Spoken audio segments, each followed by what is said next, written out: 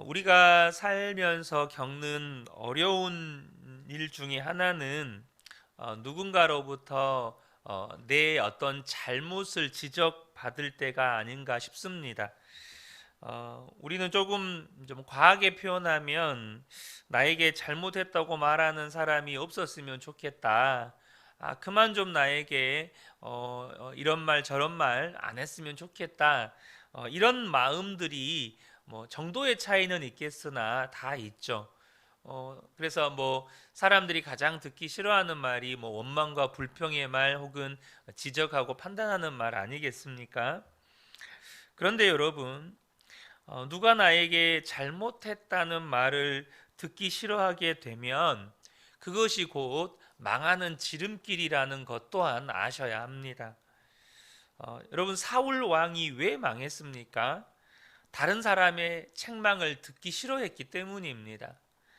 사무엘이 그에게 그렇게 그의 잘못된 것들에 대해서 말했음에도 불구하고 그는 듣기를 거부했었다는 것이죠. 우리가 부부 사이에 혹은 성도와 성도 사이에 잘못했다는 말을 듣는 것은 분명 고통스러운 일입니다. 하지만 누군가로부터 지적받는 일은 또한 내가 사는 길이기도 하다는 사실을 꼭 기억하셔야 합니다.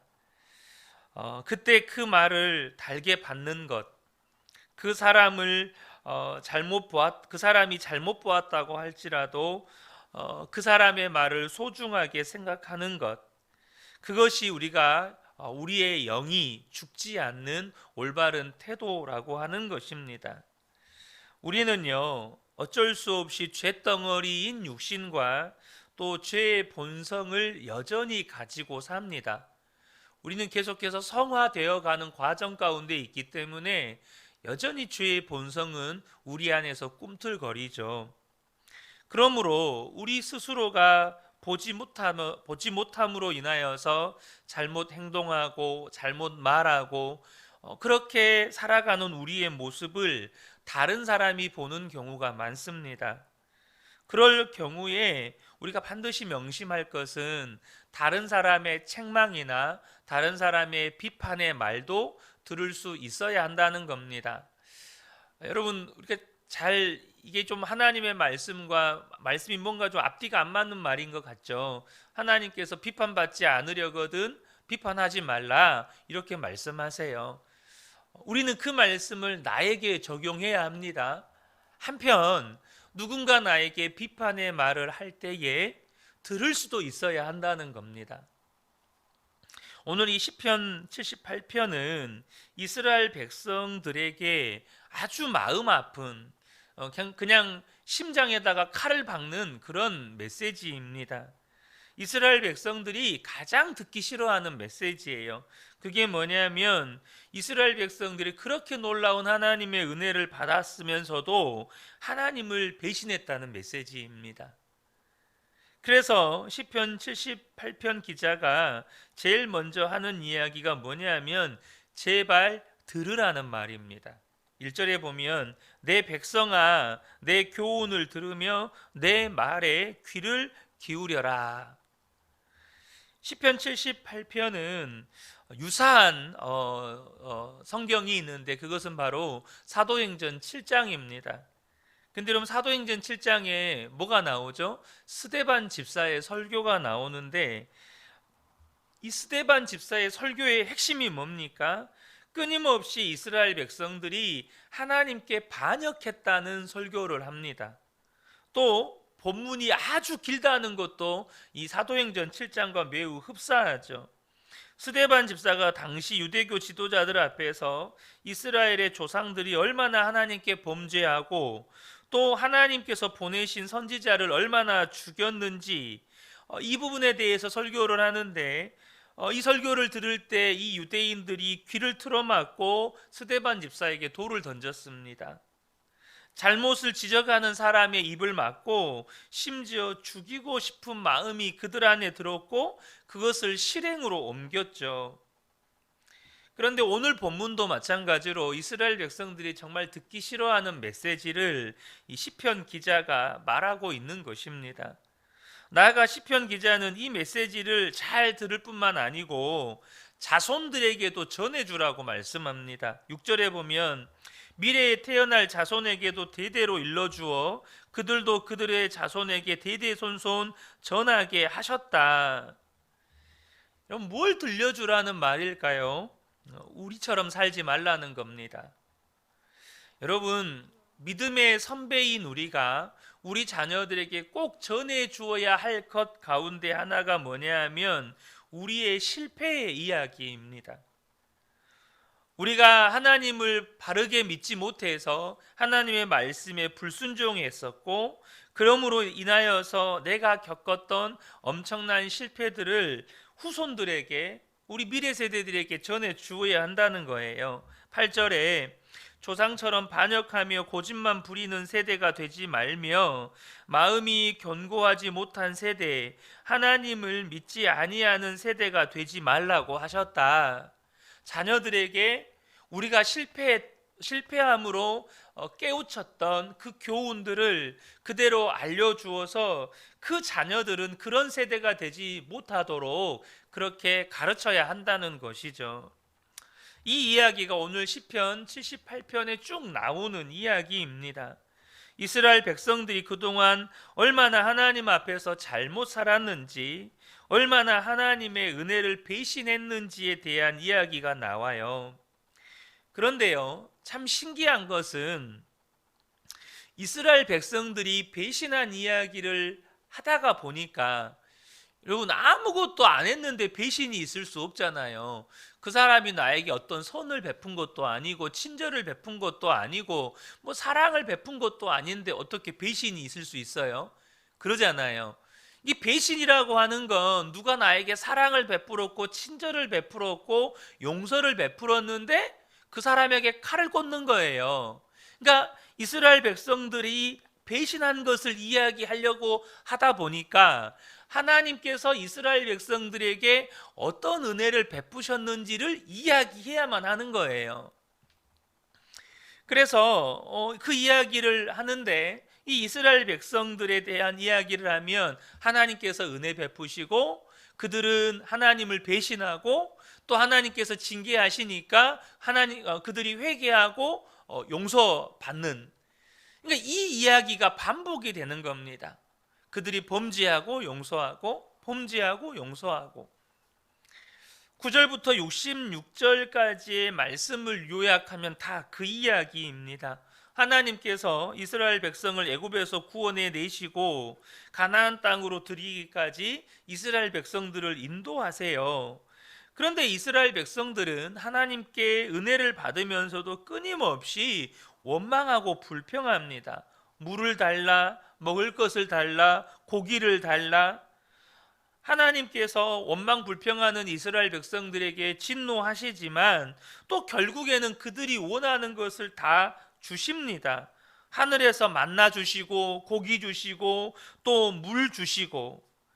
그래서 이렇게 동풍을 일으켜서 메추라기를 그들에게 먹이긴 하셨는데 또 하나님이 그들에게 진노를 하셔요. 왜 진노를 하시냐면 그들이 얼마나 이 메추라기를 탐욕적으로 움켜쥐면서 먹는지 그 모습을 보시면서 하나님께서 진노하십니다.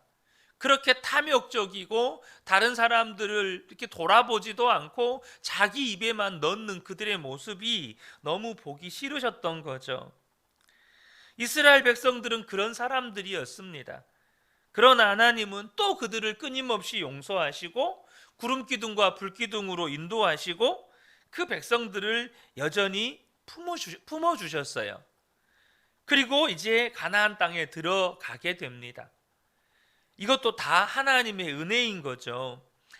그런데 또 가나안 땅에 들어가서 어떻게 됩니까? 거기서 또 우상 숭배에 빠져요. 하나님을 잊어버린 것이죠. 하나님이 견디다 못해서 하나님의 성전을 다 무너뜨리시고 이방 나라를 세워서 이스라엘 백성들을 포로로 끌고 가게 하십니다. 근데 여러분, 하나님 또 어떻게 하십니까? 또 마음을 돌이키세요. 하나님이 들었었던 이방인들을 오히려 멸하시고 이스라엘 백성들을 다시 돌아오게 하십니다. 이것이 개략적인 이스라엘의 역사입니다. 그런데 우리가 여기서 주목할 것이 있습니다. 뭐냐? 이것이 우리들의 이야기일 수 있다는 것입니다. 하나님은 끊임없이 은혜를 베푸시는데 우리는 끊임없이 하나님께 범죄하는 사람들입니다. 그럼에도 불구하고 하나님은 여전히 우리에게 또 은혜로우십니다. 67절에서 72절을 보면 하나님께서 이스라엘을 위해서 왕을 택해 주십니다. 유다 지파에서 다윗을 세우시죠. 그런데 이 이야기가 또한 하나님의 은혜입니다. 하나님께서 이스라엘 백성들의 지도자로 다윗을 세우세요. 근데 여러분, 한 나라의 지도자라면 어떤 기준이 있지 않겠습니까? 당장 우리나라도 대통령을 선출할 때 아무나 뽑는 것은 아니잖아요. 어떤 기준들이 있잖아요. 그런데 가만히 보면 유다 지파와 다윗, 이들은요 그렇게 좋은 사람들이 아니에요. 사실 오히려 유다나 다윗은 말하기도 민망한 죄를 하나님 앞에 짓습니다. 야곱의 12아들에 대한 기록 중에 이 유다에 대한 기록이 제일 많은데요. 근데 이 유다에 대한 기록을 보면 무슨 기록이 제일 길게 나와 있냐? 유다와 며느리 다말에 대한 기록이 가장 길게 기록이 되어 있습니다. 여러분 잘 아시는 것처럼 이 유다와 이 다말 사이에 무슨 일이 있었는지 잘 아시죠? 세 아들이 있었는데 첫 번째 아들의 아내, 그러니까 첫 번째 며느리인 이 다말이 첫째 아들이 죽자 둘째 아들에게 다시 둘째 아들에게 주고, 또 둘째 아들이 죽으니까 이 유다는 셋째 아들도 죽을까봐 이 다말을 셋째 아들에게 주지를 않습니다. 그러니까 다말이 창녀로 변장을 해서 이 시아버지와 관계를 맺고 거기에서 자녀가 태어나게 됩니다. 한국 선교 초창기에 어느 유학자가 성경을 읽다가 이 장면에서 성경을 집어 던져버렸다는 말이 있습니다. 근데 여러분, 하나님은 그런 유다를 택하십니다. 유다가 잘나서 혹은 자격이 있어서 택하신 게 아니에요. 그럼 또 다윗을 한번 보죠. 다윗은요 유다보다 더 나쁜 놈이에요. 우리가 다윗과 사울을 자주 비교하는데 사울 왕이 하나님께 버림받은 이유를 보면 블레셋과의 전쟁을 치러야 되는데 사무엘이 오지 않으니까 자기가 제사장을 대신해서 제사 드려 버린 죄, 또 아말렉을 멸하라고 하셨는데 자기가 보기 좋은 가축들 데리고 오고 또 아각 왕을 인질로 데리고 온 그 불순종의 죄입니다. 근데 여기에 비하면 다윗은 말할 수 없이 죄가 크죠. 전쟁이 나서 자신의 부하들은 다 전쟁터에 보내놨는데 자기는 왕궁에 있다가 충성스러운 부하의 아내와 간음죄를 저지릅니다. 또 이것을 덮으려고 그 남편을 그냥 살인 교사해서 죽여버립니다. 간음죄와 살인죄, 여러분 다윗이 지은 죄가 훨씬 더 크죠. 그런데 하나님은 다윗을 택하십니다. 여러분 뭘 이야기하는 걸까요? 하나님의 은혜를 우리에게 이야기해 주는 겁니다. 유다를 택하시고 다윗을 택하신 것은 자격 없는 자를 하나님이 택하시고 하나님의 사랑을 부어주시는 것을 그대로 보여주는 거예요. 그런데 아무 자격이 없는가 하면 또 마지막 72절에는 이런 조건을 하나 이야기합니다. 그는 한결같은 마음으로 그들을 기르고 슬기로운 손길로 그들을 인도하였다. 그러니까 우리가 이 72절을 보면 하나님께서 다윗을 택하신 것은 다윗이 그 양떼를 한결같은 마음으로 기르고 슬기로운 손길로 인도했기 때문에 다윗을 택하신 것이구나, 이렇게 이해를 할 수 있어요. 근데 우리가 성경을 전체의 맥락 흐름에서 보셔서 해석해야 되는 게 있어요. 무슨 말이냐? 하나님은 다윗을 그러한 것 때문에 택하신 것이 아니라는 겁니다. 여러분, 다윗이 목동으로서 성실하게 양을 돌봤기 때문에 이스라엘의 왕으로 세우셨을까요? 그렇지 않습니다. 당시 이 목동의 이미지는 아주 안 좋았어요. 그들에게 무슨 왕의 자질이 있었겠어요? 당시 사람들에게 일반적으로 도둑놈, 사기꾼 취급을 받는 사람들이 목동들이었습니다. 그런데 그 목동들 중에서 성실하고 한결같은 그런 마음과 솜씨로 양들을 돌봤으니 좋은 목동이구나. 그래서 하나님이 다윗을 택하셨구나. 이렇게 보면 여러분, 하나님을 정말 모르는 것이고 다윗을 또한 모르는 거예요. 여러분, 다윗이 어떤 목동이었기 때문에 하나님께서 다윗에게 은혜를 베푸셨을까요? 그 내용이 골리앗과 싸우기 전에 사울 왕에게 이 허락받기 위해서 했던 말을 보면 다윗이 어떤 인물인지 조금 이해가 됩니다.